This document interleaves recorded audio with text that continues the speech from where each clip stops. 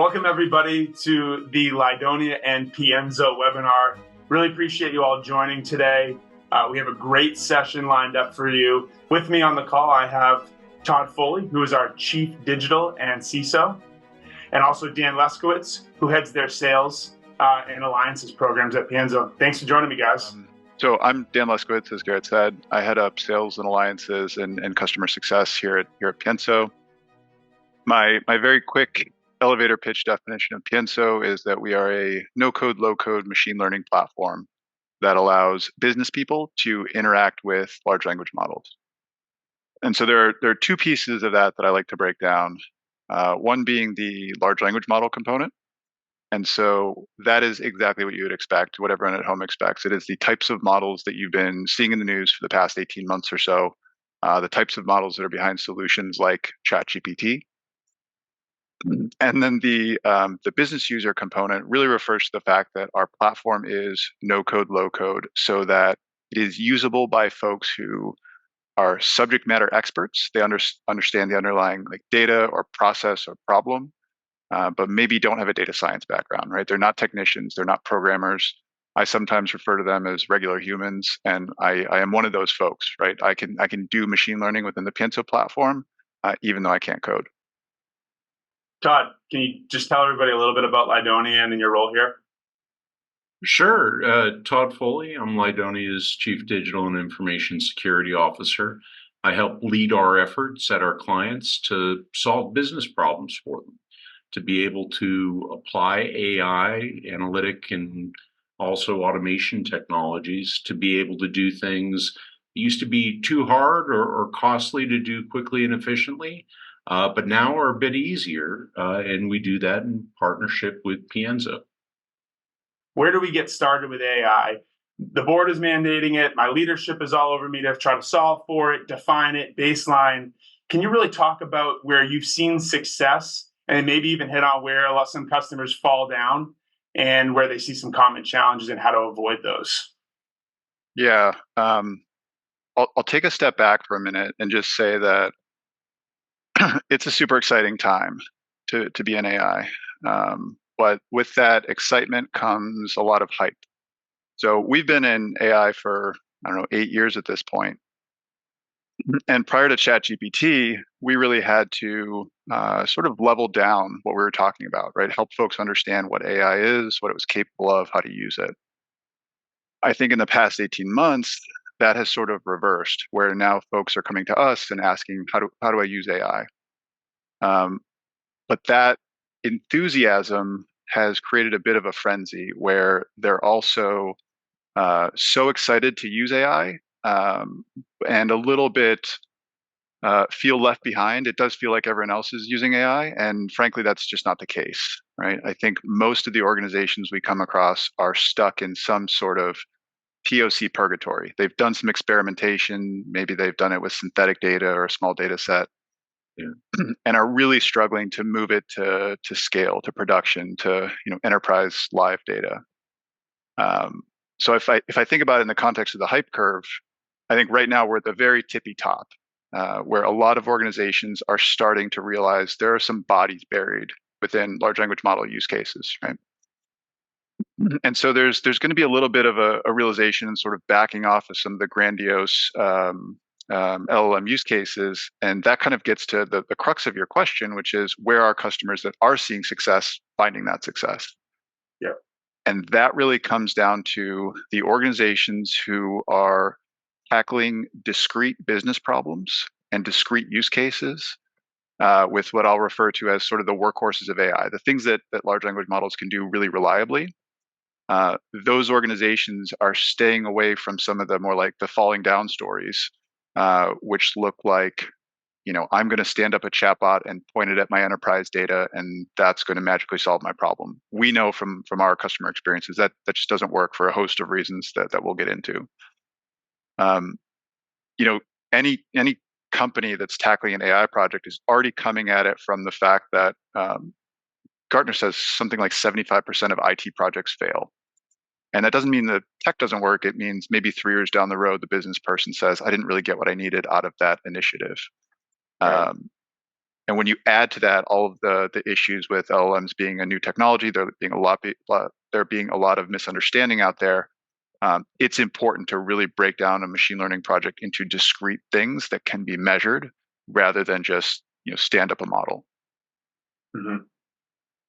No, that's great. Thanks for sharing that. And I love the last piece that you said is that one of the core focuses is like, let's set up bespoke models rather than hitting something like a Copilot ChatGPT, which is essentially an LLM for the entire internet. Let's stay focused here and make sure the data is consistent. That's where I actually wanted to go next. Whereas a lot of customers, maybe Todd, you can take this one where there's concerns around LLMs and Gen AI, around accuracy, reliability, and we always hear about confidence scores. Where are those issues like stemming from, and how do we help mitigate those risks and concerns? Yeah, I don't think you can talk about Gen AI without talking about security, without talking about validation and risk of hallucination. Gen AI, if you look at it a certain way, can be that best friend who will have an answer for everything, even if they don't know what they're talking about. And you have to guard against that. At the same time, there are other considerations, especially if you're using Gen AI in a public-facing way, in terms of your legal responsibilities and what liability you might have. I think we very strongly believe that you don't use Gen AI in an ungoverned way. We think it's critical to be able to do just the basic common sense stuff, right? To be able to inspect prompting against Gen AI, to be able to validate any answer that it gives you. And we find, in particular, Pienzo's approach is the simplest and most straightforward to doing that. And Dan, I know you can speak a little bit about that. Yeah, happy to. The kind of Copilot and single model to rule them all has become a little bit of a warning light in terms of what to potentially avoid, right? I think Pienzo's motto has started to become never trust the output of a single model. And part of it is due to some of that risk of hallucination. It is also partly due to the fact that when you're interacting with one of those LLMs via kind of a chat experience, you are trusting that know-it-all friend potentially without a third party validating it in an encyclopedia. So our approach is to employ more of what I'll call a symphony of models, where we're tasking different models that are good at different things with doing different parts of workflows.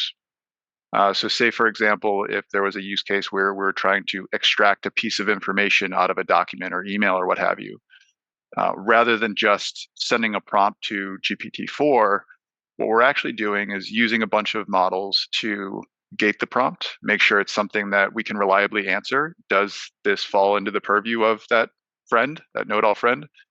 We're using a model to answer the question based on whatever data it has access to.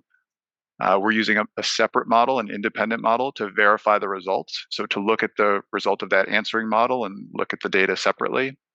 And then we're also using a model to moderate the content to make sure that nothing abusive, harmful, work inappropriate ends up surfacing in the response, which does happen with LLMs from time to time. And so it's really that sort of orchestration of models that is at the heart of Pienzo, where we're tasking specific models and specific prompts to do the things that we know they're good at and that we can measure. And that sort of gets back to my point earlier about identifying discrete business use cases so that measurement is possible.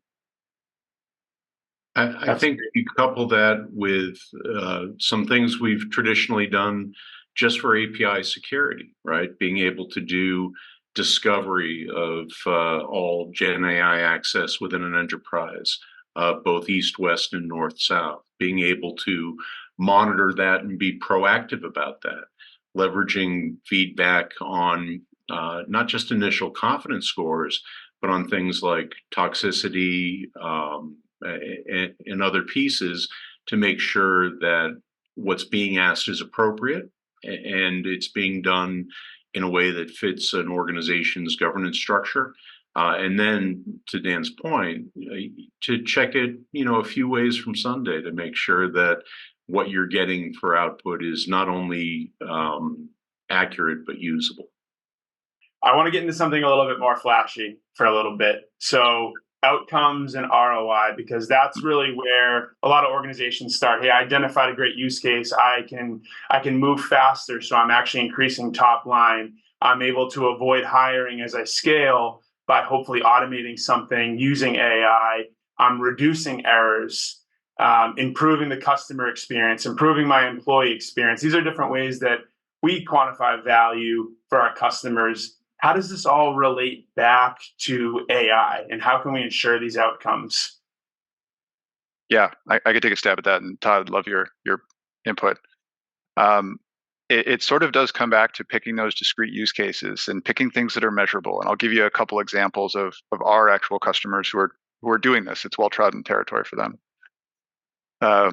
We have a telecom customer who manages contact centers. You would contact your cable provider to have questions about your bill, upgrade service, those sorts of things. They're handling about 500,000 calls per week, mix of sales and service calls.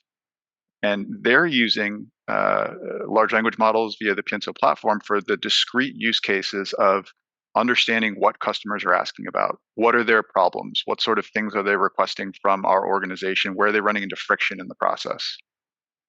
And then also deploying models that do things like emotions analysis and sentiment analysis, so that when that friction presents, we can understand, is it generating frustration, confusion? Do we need to train our agents better? Do we need better documentation on the website? What have you? And so that is just one example, but within it, you'll find a couple different things. The use case is a very specific part of their business. It is very different than just standing up Copilot and saying, we're going to start asking questions to Copilot. It identifies a specific point of friction within their customer experience that they can then solve. The other piece to keep in mind, and this is where I'll open it up to Todd, because this is well in Ladonia's territory, is it creates efficiencies, right? It removes a lot of work from the process of having to do the manual follow-up and the manual tagging of calls to understand what is happening. It reduces training time. It increases straight-through processing of some of those issues that present from the customer. And so that's where we see that just that top-line benefit. And then what you get from a customer experience perspective ends up being gravy, though that number ends up being bigger. Yeah, Gen AI moves the needle in a remarkable way in terms of being able to do things much more readily, much more accurately, much better than historically it's been possible to do in the past. Specifically, obviously, the contact center example, we see a lot of activity in. Anything where we're trying to process large amounts of unstructured data and do things that require, really potent natural language processing capabilities to be able to read and understand contracts, to do variant clause comparison, to do document summarization. There's a lot of things Gen AI is really good at. I think Lydonia's approach with our clients has always been to be as practical and as pragmatic as possible. We don't think you should be spending a lot of money on Gen AI initiatives if you're not getting a return from it. We think it's very easy to get a return, and we work with clients to identify where we can have the most impact. But to Dan's point, we've seen a lot of activity where people are just trying to do something. And that's not terrible. But it's important, I think, if you're experimenting with Gen AI, that you do it in a well-governed way and you have reusability for those things you experiment with. So we've done a lot of work with clients on helping them not only build that governance model and implement it in a practical way, but also to have a resilient sandbox that can be accessed throughout the enterprise. A sandbox that also maintains reusability, that it goes from sandbox to kitchen with recipes that people can use and apply to different parts of the business. I think we've seen remarkable returns from initiatives where we leverage Gen AI.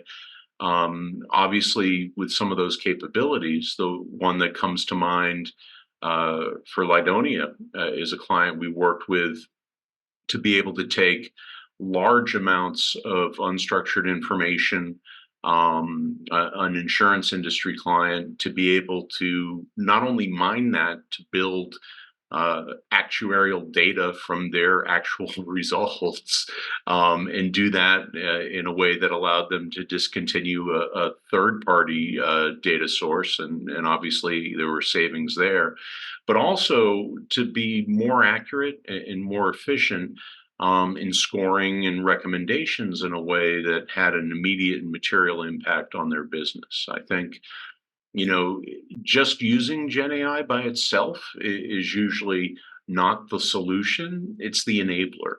I think when we apply that to existing business processes, and really take a look at how we're going to provide immediate real benefit, that's when things start to become really spectacular. We're able to do things now that even a couple of years ago were so hard or so costly to do that people threw tons of people at it to try and make it work.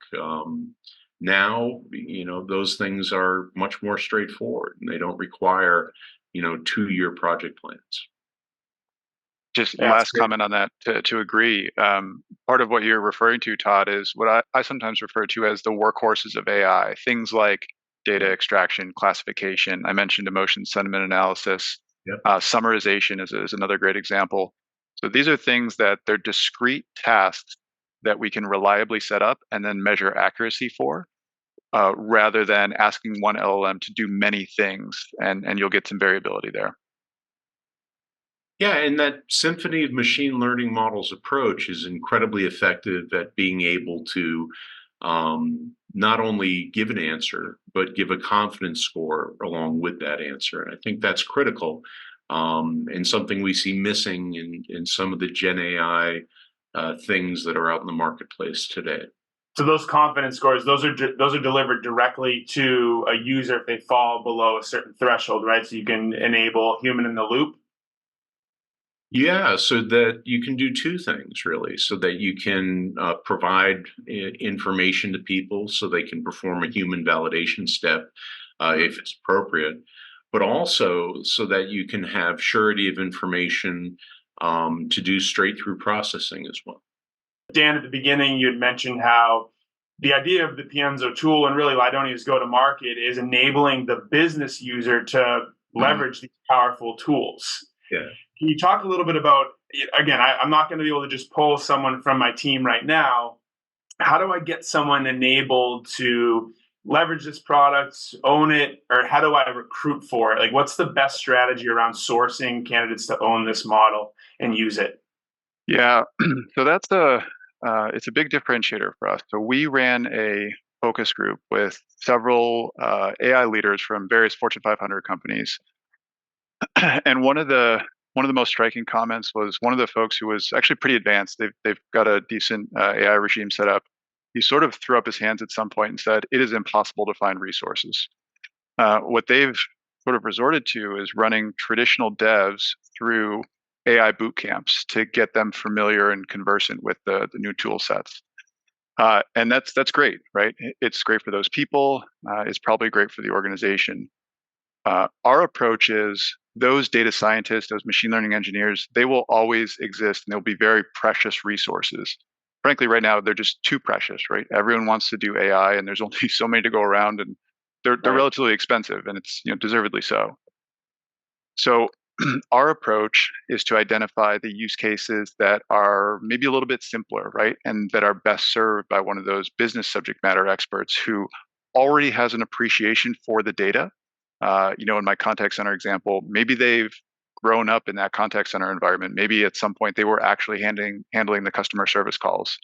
And so they have an appreciation for what that interaction looks like and what customers mean when they say certain words.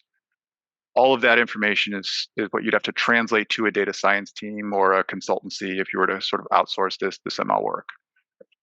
Our approach, and to your question about how do we enable folks to do this, it is really as simple as we stand up the platform, and then there's sort of a white glove teach you to fish approach where we actually enable those business experts to engage with the LLMs directly. So they get their hands dirty working with the data, working with the models. We're there to assist, what our perspective is, we, and Ladonia for that matter, we will never be as conversant in the customer data as the customer themselves.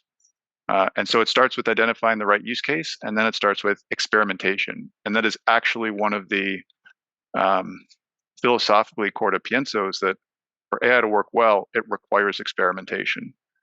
And if you were to rely on simply the public APIs where you pay per token, that experimentation becomes very expensive because you're paying per token regardless of whether you're getting the outcome that you're hoping for. Our approach is that experimentation is essentially free, right? As much data as you want, as many models as you want. We encourage folks to try the platform. And then when they identify a use case that makes sense, that's when they push it to production. And that's where the consumption piece of our platform kicks in. I think about a dozen years ago, when we first started talking about how critical data scientists were going to be as a resource, we talked a lot about how they weren't, just one thing or one technical skill. We always talked about data scientists as being a cross between an investigative journalist with somebody who has a degree in mathematics and probably some skills in coding in Python or MapReduce. And now when people ask me, where am I going to find, these data scientists to do this kind of work, I tell them you already have them in the business, right? Those boot camps, that development enablement, and we have some great formal programs for that at Lidonia that we help our clients with. But it's so much easier when you're using a low-code Gen AI development platform like Pienso or with no-code capability. And the tough thing to teach people isn't how to use the tools. If you set them up right, and it's a pretty straightforward way to do things. It's how to apply them to the business. And nobody understands the business better than the people who are already in it. We find that it's really effective when we not only do development enablement around Gen AI, but when we do executive and business enablement as well. I think we firmly believe that AI is just the way people are going to be doing business in the future. And giving your organization a grounding in that is essential, I think, to ensuring that your future is positive. One thing that is always coming up is customers are asking, how do I get answers to my questions faster? I'll send it off to a data science team or some sort of analytics team, and they cannot get an answer back because, like Dan said, these are highly valuable resources working on big projects, but the decisions are really important for the business to make. So I'd love for, Dan, maybe you go first. Can you hit some examples where people are using AI to really enhance and accelerate decision-making and their analytics process, maybe almost as like a analytics as a service type of situation? One of the reasons I really like this question, thank you for asking it, is that it focuses some of the use of AI and even Gen AI on more discriminative tasks or analytical tasks. So a lot of that hype that I mentioned earlier tends to focus on, I want to create a new document, a new PowerPoint, a new email. There's a ton of value though, and it's actually a little bit more, it's easier to do, it's safer, it's more responsible to instead use those same Gen AI models, but for analytical or discriminative purposes. So Todd referenced a great one earlier where we're pulling out discrete values from collections of documents, thousands and thousands of documents. The contact center use case that I mentioned earlier, where we're analyzing each customer interaction to derive some sort of value, right? Customer experience, or what was the topic they called about, or what have you. The reason I like these approaches is it removes many of the risks of things like hallucinations. It simplifies the actual process of setting up an AI regime, and it allows you to capture the value of Gen AI. But in a more responsible use case, which at the end of the day actually provides more value than the hypothetical magical chatbot, right? We're not trying to replace an entire person with a machine. Rather, we're trying to identify specific tasks that a machine can do really well. I think also we're seeing that things that used to be difficult to apply analytics to are easier with Gen AI. So right now we're working with a client on spend analytics. Pretty straightforward, traditional use case. But their challenge, and I think the challenge of many clients, is that they don't have all the data that they need to do those analytics. That data lives in unstructured documents and PDFs and places that it's difficult to accurately get that information pulled together in a way where you can then start to look at it with business transparency and understanding. Gen AI simplifies both ends of that, simplifies the extraction of the information in a reliable way. And it also simplifies the analytics themselves, allowing you to effectively answer any question you might ask of that data. I think, we're seeing some of the biggest use cases in terms of their return to our clients are coming from that sort of combination of capabilities. While the copy creation, I think, is a huge time saver and something we leverage a lot, if only so that some of our automated messaging and things are a little bit more polished. The real value is being able to answer questions that you couldn't before, and to then apply that to your business in a practical way. Yeah, and I just want to mention those sorts of use cases where we are generating content and using a ChatGPT or choose your solution as a bit of a thought partner. I definitely do that. There's a ton of value in that for things like coming up with marketing copy. I tend to use those solutions as sometimes like a reading partner if I'm dissecting something that's very technically dense. Where we draw the line, though, is I sometimes pull from the analogy that I wouldn't want my doctor to type in my symptoms into ChatGPT and then blankly prescribe something based on the output of the machine, right? And while in our day-to-day lives in business, we're not necessarily dealing with life and death scenarios, at least none of the three of us. We are dealing with scenarios that have to do with customer satisfaction and retention. And at the end of the day, people's bonuses and compensation. And so I tend to bring that same mindset that we can't trust that output of the single model and just rely on a chat experience. It's got to be a little bit more nuanced and measured.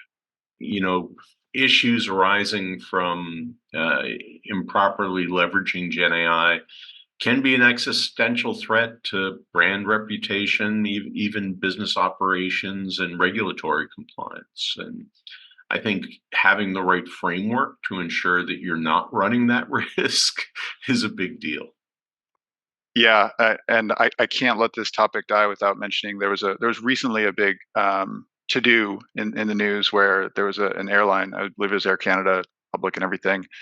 They had stood up a chatbot on their website to handle customer service concerns. And one of the interactions resulted with the chatbot basically saying a customer was entitled to a refund. And they were not supposed to be entitled to a refund per Air Canada's guidelines. And it went all the way to court. And the court eventually said the chatbot is a representation of your business, is essentially an agent acting on your behalf. Customer deserves the refund. And so I think that's a really good real world, unfortunate, but good example of why we need something a little bit more sophisticated. And AI is not ready to just be kind of stood up and customer facing. There needs to be more of that symphony happening. Talk to me about it. Pros, cons, what's more cost effective, what's more secure, less secure, etc. Yeah. So first, a bit of definition. So closed source models are pretty frequently the things that you might see in the news these days. Open AI's models; those are all closed source. What that really means is it's a private model. The weights are not known or accessible to us, the users, the general public, and you typically access it via an API that you pay for, like I mentioned earlier. Open models are, as you'd expect, the opposite. So those weights are accessible and viewable and usable by us. So there's a little bit more transparency there. And then you also don't pay per token. So you're not paying to access the API per se. Rather, you're typically hosting the model on your behalf, on your own behalf, or you're using a platform that hosts it for you. And so there are really sort of a couple of vectors that I like to think about when I think about the trade-offs here. One is, and as I try to arrive at your answer of what is better, I'm about to offend about half the people on the call with whatever I conclude. So I'm just going to go into it knowing that. What I will say first, though, is the first vector that we look at is power or accuracy. So just the raw power of these models. Tends to be dominated by the frontier models, which are currently closed source models like GPT-4. What I will also say, though, is open source is catching up. So that gap is narrowing as open source models get better and better and larger and larger. Probably to the point where for given tasks, things like classification or summarization, you might get the same performance from a fine-tuned open source model that you would get from one of those very expensive frontier models. The second vector that I like to look at is privacy. And this is something that Todd alluded to earlier. So our customers tend to be very protective of their data. About half of our business is commercial, where our customers are dealing with customer data, PII, HIPAA compliant data. And so there's a concern about sending that data to a public API that you might pay for. You're literally sending your data to a third party. The other half of our business are government customers, and those are folks who absolutely cannot transmit their data. That data sits in a bunker somewhere. Right? And so for those customers, both those categories of customers, they tend to prefer the open source model where you can host it yourself in your existing IT infrastructure and you don't have to ship it anywhere. That also solves an underlying concern about, what are those LLM providers doing with my data? Are they potentially using it to make their models smarter that then end up in the hands of competitors? Our approach, by leveraging mostly open source, is that no one else can see your data. Even Pienso can't see your data, so there's no risk of that happening. The third vector that I like to consider is what I'll call like control and performance. And this is something that most organizations don't experience. They don't see the friction until they get past POC and into a hyperscale production scenario. Yeah. So it would be, in short, you're at the mercy of that API provider, that LLM provider, and that manifests itself in a couple ways. It would be completely reasonable to assume that GPT-4 has always been GPT-4 for the past year or so that it's been in existence. That's not the case. There are micro updates or checkpoints that are deployed periodically. And the three of us, and Garrett, particularly me and you, the finance majors, we don't necessarily notice that, right? When we're at home just asking trivia questions of ChatGPT or asking it for recipes, the answers are probably going to be fine. But if there's an analytic workload that is using one of those models that ends up on an executive dashboard, and the trend is humming along just fine, and all of a sudden there's a big peak or valley, someone's getting an email about that. And that is probably stemming from the fact that maybe a checkpoint was pushed. And so the prompts that you spent time and money writing are now interacting with the model differently. And then the last piece, I alluded to this earlier, but I'll bring it back. Those closed APIs, you're typically paying per token. It is some measure of volume. It might be per token, per page, or per document if you're using some sort of wrap around one of those models. And we're talking thousandth of a cent for tokens. And so it makes it very easy to get started. It looks very inexpensive. But to my point from earlier, once you get to hyperscale and more of your data is subject to some workload with a model, with AI, and we're persisting that linear pay per token, well, that workload tends to get very expensive. And at a certain point, relatively soon, the workload becomes untenable, right? Potentially even negative ROI. It doesn't make sense to keep using the tool in that way. And so with an open source model, you do get to avoid that, because once you have that model hosted or within whatever platform you're using, the world is your oyster, right? Experiment with as much data, as many models, as many fine-tuning approaches as possible, and that will give you a better outcome. So in an effort to not completely offend that 50% that I may have just offended, I will also say that there will never be one model or even one category of models that will rule them all. Our perspective is we're going to continue to see this sort of leapfrogging of different models being better at different things, and that's going to change every few months or so. And there will always be a mixture of different models that are good at different tasks, and some of those are certainly going to be open source. Some of those are certainly going to be closed source. So it's important to choose per task. There's two things that Dan hit on that I want to call out, because we've seen that in our work with clients as well, which is as you start to use Gen AI at scale, at volume, consumption costs can get pretty expensive. And there's a fundamental virtue in being able to constrain those costs in a way that saves you money. I think also there really isn't anyone who has an AI governance or ethics or security model that doesn't stipulate that use of AI has to be transparent, that you have to be able to understand, why you get the answer you did, what model you were using, what it was trained on. And that's something that's very straightforward with open source, and it's not something you get 100% with closed source. And I think, our goal with our clients is to try and get them, a practical benefit, but also to, get beyond and leapfrog that trough of disillusionment that you see in the hype cycle, where these things start to become issues. You don't have to go through those issues at all if you do it right. I think, from my perspective, there's never been a more fun time to be doing AI. It's exciting, and the impact we have is truly transformational at our clients. I think, though, there's a lot of noise that goes around with that excitement, and we're seeing different things in the marketplace that are looking to present themselves as comprehensive solutions, and all they're really doing is they're putting some kind of form or wrapper on a back-end commercial closed API model. There's a lot of stuff out there. I always counsel clients to approach Gen AI with the perspective that it's going to become a fundamental part of their business. It's a capability they have to have.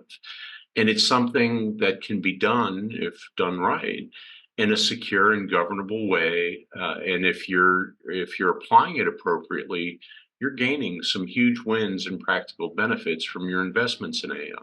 It's not just something to play around with. It's something to get competitive advantage from, and you can do that today.